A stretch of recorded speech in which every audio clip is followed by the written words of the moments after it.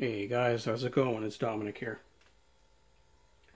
Today I'm going to do a quick little overview on a knife that's been out for a couple of years now, but has since improved in some very small but significant ways since the first overviews of this particular knife.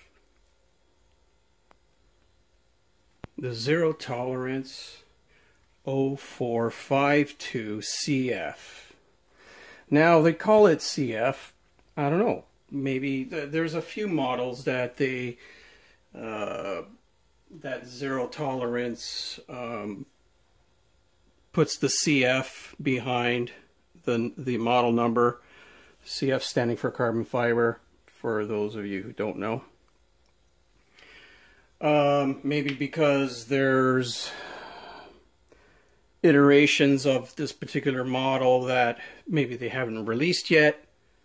Maybe it's in the works. I don't know. That's going to be, other versions.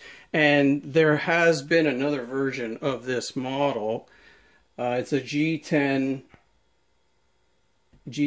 show side with a titanium rose gold colored titanium lock side. So there is another version of this. So in the when they first came out with this knife, it was the only model that was out, and no indication that there was going to be another version of. But when they do put a non-obvious or an obvious designation like CF after their model number, you're thinking, well, yeah, obviously it's CF because there's the CF and there are no other models out there that differ. But now there's a G10 rose gold colored version with a M390 blade, where this is S35VN. Now, I'm not going to go into a deep overview because there's plenty of those online or on YouTube.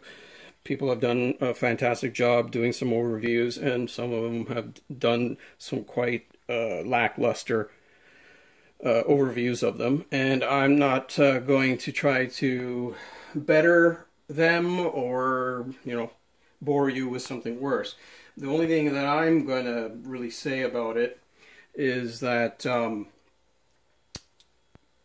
they have, from the reviews that I've been watching, compared to this particular model, I just got this today. I got it from a member in a knife group, secondhand, but it's in like new condition. There's no scratches, there's no dings, nothing on it.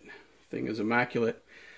But the one thing that I noticed right away, and I went to look for right away as soon as I received the knife, was the CF, the carbon fiber, the edges. Now let's see if I can bring this in and keep it focused. It doesn't seem to want to focus. Focus you. Do the hand trick. Sometimes the hand trick works. Well, anyway, some of the earlier versions, because this model came out 2015, a couple of reviewers said that right along the edge grinds of the CF, there were voids and little inclusions that really shouldn't be present in a knife of this price point. And this knife is flawless. There is no weird anomalies going across here, no voids. The CF was done properly. properly done carbon fiber on this. Now, that's pretty much the only thing that I really want to add to the other reviews. Other than, you know, it's not what Nick Shabazz would say, a murdery, huge knife. Now, it's all, you know, subjective. A lot of these overviews are subjective. And the thing is, do you want a subjective point of view, or do you want an objective point of view? When it comes to knives or anything else for that matter, do I like the knife? That's subjective. Yes, I do. Will you like the knife? That's an objective question. I don't know. But I like the knife, and I've been around knives for about 35 plus years. What does that mean? Really nothing, except that I have a lot of experience, but that doesn't mean my tastes are gonna, you know, extrapolate, or really, translate into what you like in a knife, or a ring, or a watch, or a car, or whatever it is. But you can probably appreciate some of the points that I might say about something, in this particular case, a knife. It's executed flawlessly. The action on it is absolutely immaculate. It's not a big knife to me. I like actual big knives. Like, I got this about a week and a half ago. That's a big knife. That's a Cold Steel Recon XL clip point with XHP steel and a DLC coated blade. This thing is beautiful to me. A lot of people don't like Cold Steel because of the backstory with Lynn Thompson and lawsuits and everything else, but you know what? Spyderco has a few lawsuits under their belt, and so does Benchmade. So, and for that matter, sorry, before I continue, so does Zero Tolerance. They have a bit of a kerfuffle, shall I say, with Mr. Marfione and his design team, or I don't know if it's a team or straight from his own sketchbook, but you know, with the Kershaw Natrix, you can Google that up in Knife News or whatever, and you can find out what that story is all about between Microtech and Kershaw Knives, which is the parent company of Zero Tolerance. So everybody's got a little bit of dirt. Everyone's got some dirty laundry. Everyone's got some skeletons in their closet, because there are some people who come into this knife life not knowing a lot of the really early history of knives and the dirty ways that some companies have behaved, how they treat each other, and a lot of times it's just corporate business. It's just corporate doings. It's just, you know, how people think, or how corporations think. Things have to be done with other, you know, regarding other corporations. You know, Spyderco right now is suing eBay for the lack of eBay's participation in trying to quell fake knives being sold, counterfeit knives. Now, again, I'm going to clarify. Clones are not counterfeits. Clones, in the corporate world, the definition of clone is a licensed copy of the original. For example, if you have a Windows-based computer, it is a clone of an IBM, or it used to be anyway. Now they've gone so far into their own direction. There are no more real clones, but there are still clones out there. There are still companies that will start out, you know, like, I don't know, Alienware, let's say, for example. You know, they use AMD chips and they use Intel chips and you use the, you know, NVIDIA cards and blah, blah, blah, blah, blah, blah, blah, blah. Now they're all using,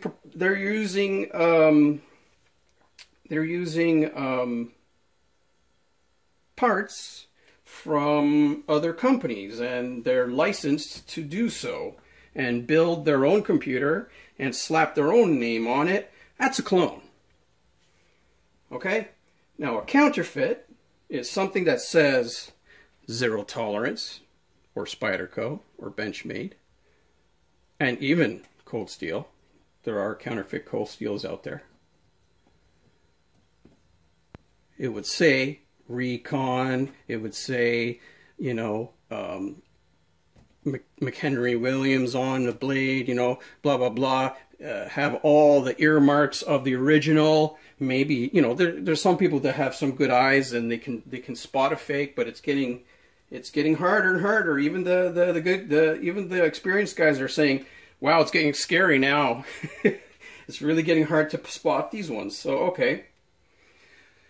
Those are counterfeits. Those are the ones that are trying to pretend that it's a real thing, using inferior materials, inferior workmanship, and, you know, everything else, and charging maybe not the same price as the originals, but still making a profit using fraud. So, you know, to really round off the conversation, or the one-sided diatribe on the dirty misgivings of other companies, they're out there. A lot of newbies don't know. So they sit there and go, I've never heard the lawsuit between Benchmade and Spyderco. Yeah, because it's so old, you probably never find the old write-ups and all the and the lawsuit and everything else. I think a lot of it got buried. Now, one thing that you got to remember, and one thing that I want to bring up before I forget, because I can forget while I ramble on, is that companies will treat other companies badly in the public eye. And what it does, it brings all the fanboys to the yard. And all the ZT guys pile up on one side, and all the Microtech guys pile up on the other side, and all the Benchmade guys, and all the Spyderco guys, blah, blah, blah, blah. They all pick their corners, and they all hurl fireballs at each other. And the heads of these companies are laughing while they're wringing their hands. And, you know, oh, this is great stuff. Believe me, a lot of this stuff is engineered, maybe voluntarily between two companies, or involuntarily, just one company decides to attack another company. But they know it's all engineered either by one side or by both sides, that they know that this stuff raises ire, and it gets people's ego where it lives. Everyone likes their knives. Everyone likes their team, their football team or baseball team, and everyone likes their car brand. Oh, Dodge sucks, and Chevy sucks, and Ford sucks, and Manchester sucks, and, you know, Chelsea sucks, and whatever, you know what I mean? Everybody wants to be against each other. Everybody wants to pick a side and hurl fireballs. And they know that this type of passion, even though it's rooted in hatred, makes money. It makes money. Don't be fooled, guys. I'm not saying don't buy the knives you like. Buy the knives you like. But I'm not a fanboy. Okay, I really love Cold Steel. I've been a Cold Steel fanboy since they came out. I've been doing knives for 35 years. So I was around when Cold Steel showed up on the market and said, "Hey, check out our world's sharpest knives," and whatever their rhetoric was back then, and chopping pigs' heads off and everything else. And that was cool stuff back then. And believe me, a lot of other companies picked up off it. Maybe they didn't go to the extreme, Mall Ninja style, chopping pigs' heads off and blah, blah, blah. But Cold Steel made a huge impact in the knife world. And other companies rode those coattails, so to speak. And they got their own shtick, Spyderco, they're one of the pioneering companies as well. And they're known for high quality, yes.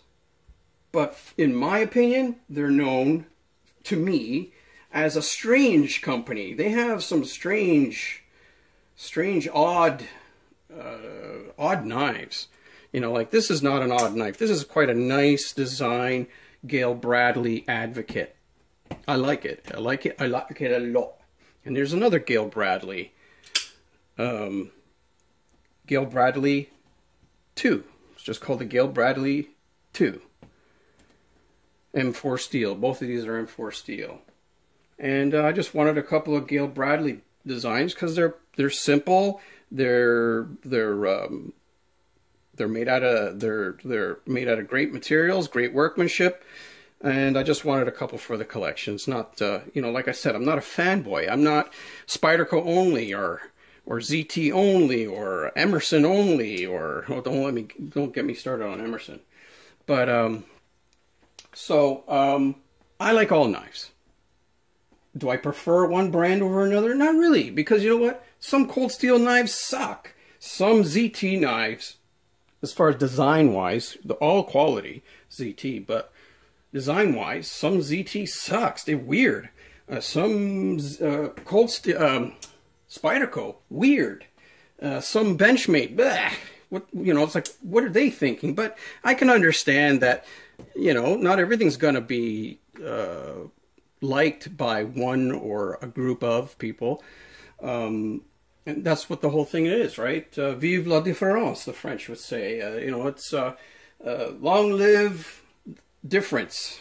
That's what makes the world good. I mean, imagine if you got your way. Like, I'm not saying you're this type, I'm not speaking, but there are some people that shoot down other people that are different, that like different things. Imagine everything was the same. Wow, what a boring world. All the music was the same, all the knives were the same, all the cars were the same, all the food was the same. Boring. The world is interesting because there's so much difference. So, I'm glad there's differences here. So, I love this 0920. I love it. It's an amazing knife. This is one of my most favorite knives, the Benchmade 710, and and as Nick Shabazz would say, a murdery 0452. This is the first zero tolerance that has got my attention, ever got my attention. Before that, I was just left wanting as far as their designs were concerned. And then a few others came, like this one, the 0920, a very nice knife. And then the 0804, that's a really nice knife. I really like that. I sent it back to Zero Tolerance for some warranty work. The pivot was, I bought it secondhand, and the pivot had a broken off Torx bit in it, and I couldn't get it out without, risking damaging the knife. So I said, you know what, let ZT do it, and if they screw it up, it's on their dime. So it's out being fixed right now, so I can't. It's not around for me to show. Beautiful knife, I love it. So I mean, I'm a knife guy. I'm not a brand guy. So I mean, if I like a couple of knives from ZT, I will. You know, I'll say good things about those. A couple of good things about the Benchmade knives, a couple of good things about Spyderco knives, Cold Steel knives, blah, blah, blah. I'm not afraid, just because, you know, like a real fanboy would say, oh, all ZT is amazing. Well, that's not factually true. Not all Cold Steel is amazing, but not all Cold Steel shit either. So, you know, I'm not gonna keep going. I'm gonna cut it, not cut it short, because this has been long now. But thanks for listening, and this is really just my impressions, my overview impressions of the 0452, the first knife that Zero Tolerance made that got my attention. And that was 2 years ago, and my money has always gone in different directions, and I just kept putting off buying one of these. And finally, the price was right, the condition was like new, which it is, and I bought it. And here it is. I got it home today, and it's a beautiful knife. Feels amazing. It's just the right kind of, you know, dimensions and ergonomics. Really well thought out knife. Excuse me while I hiccup. You know, ZT has really upped the ante these days, and I see very little reason, besides just plain old desire, to buy anything more expensive. You know, you can buy $500, $600, $2,000, $2,500, $3,000, $3,500 knives, custom knives. And that's only for desire. It's only, you know what, it doesn't make your life any better. It doesn't make you any cooler, believe me. The knife is cool. You're not cooler. You just put up that money for a cool knife. I'm not going to like you anymore. I'm not going to say I like you less, but I'm not going to like you anymore just because you have a cooler knife. Anyway, rant over. Peace out.